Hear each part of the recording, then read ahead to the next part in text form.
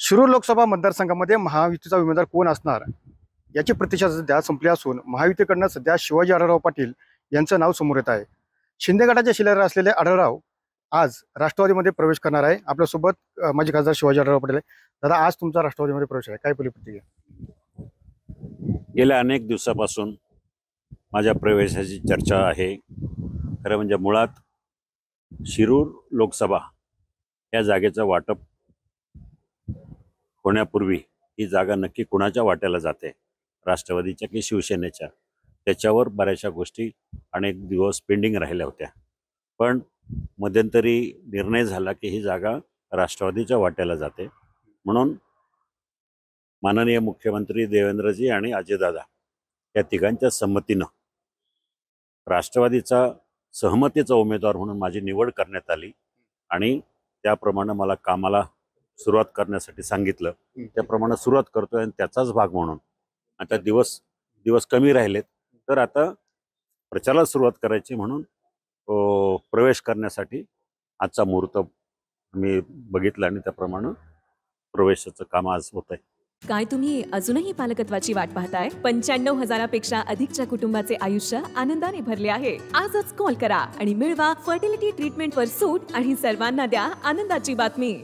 दादा, ज्या पद्धतीने पाहतो की पाठीमागच्या निवडणुका असतील आणि ही निवडणूक, पाठीमागे तुमचे आमदार अजिबात नव्हते, आज तुमच्यासोबत 5 आमदार आहे, कसं पाहताय निवडणुकीवर सध्या?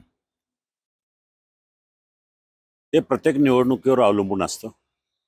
मी यापूर्वी ज्या ज्या निवडणुका लढलो त्या सगळ्या निवडणुकांमध्ये किती आमदार माझ्याबरोबर आहेत, माझ्या विचाराचे, माझ्या पक्षाचे, यापेक्षा जनता माझ्याबरोबर राहिलेली आहे।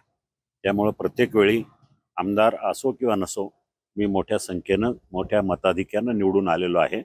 ह्यावेळची परिस्थिती चांगली आहे। राष्ट्रवादी काँग्रेस पक्षाचे 4 आमदार, भाजपचे 1 आमदार, हे 5ही आमदाराची ताकद माझ्या पाठीशी उभी राहणार आहे आणि माननीय आमचे नेते आदरणीय अजितदादा यांची ताकद, यांनी केलेली विकास कामं, या जिल्ह्यामध्ये त्यांचं असलेलं वर्चस्व, हे माझ्यासाठी एक चांगल्या प्रकारे त्याचा उपयोग होईल अशी माझी अपेक्षा आहे। ज्या पद्धतीने पाहिले की 2019चं वर्ष असेल निवडणुकांचं, त्यावेळेस कुठेतरी राष्ट्रवादी काँग्रेसला शिवसेनेतनं अमोल कोल्हेंची उमेदवारी आयात करायला लागली। आता ह्यावेळची परिस्थिती वेगळी पाहतोय। 2024ला शिवसेनेकडनं राष्ट्रवादीमध्ये शिवाजी आढळराव पाटलांना जावं लागतंय। एकंदरीत ज्या पद्धतीने शिवसेनेतनं राष्ट्रवादीमध्ये गेलेले अमोल कोल्हे विजय झालेत, त्याच पद्धतीने ह्यावेळेस शिवसेनेकडनं पुन्हा एकदा राष्ट्रवादीकडे आढळराव गेलेत, कसं पाहता याच्याकडे? हे बघा, अमोल कोल्हे ज्या वेळेला 2019ला शिवसेनेमधून राष्ट्रवादीमध्ये गेले, ती बेडूक उडी होती। आज मी शिवसेनेमधून राष्ट्रवादीमध्ये जातोय, हे तिन्ही पक्षानं सहमतीनं घेतलेला निर्णय आहे। ज्या पक्षात मी आता सध्या आज पर्यंत होतो, त्या पक्षाच्या प्रमुखानंच मला सांगितलं की महायुतीचा उमेदवार म्हणून तुम्ही राष्ट्रवादी काँग्रेस पक्षातून लढा। त्यामुळं हे महायुतीचा उमेदवार आहे। मी काय पक्ष बदलला किंवा गद्दारी केली असा नाही आहे। त्यांनी 2019ला जे केलं आणि मी आज जे करतोय त्याच्यामध्ये जमीन आसमानचा फरक आहे।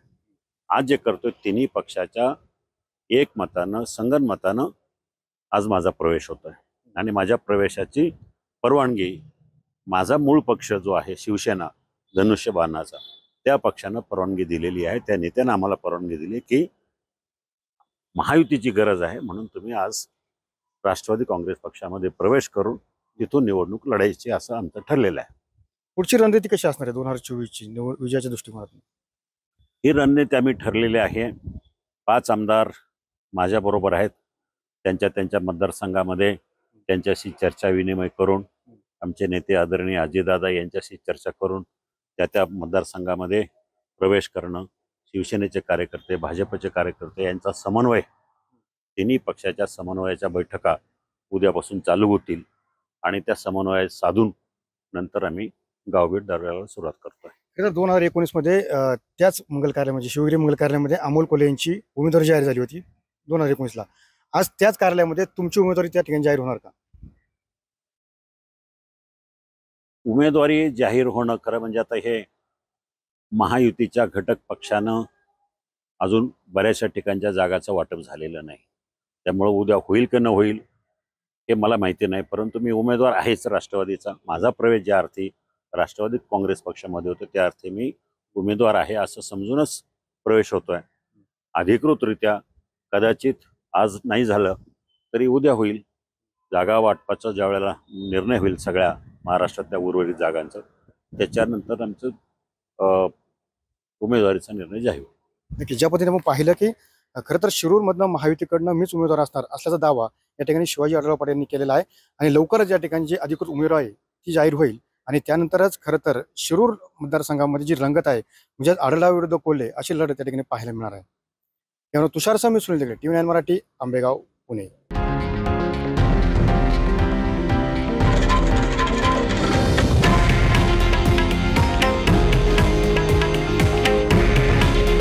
हे आहे देशातील नंबर 1 न्यूज नेटवर्क आणि आपण पाहत आहात TV9 मराठी. काळजी तुमची, हित महाराष्ट्राचं.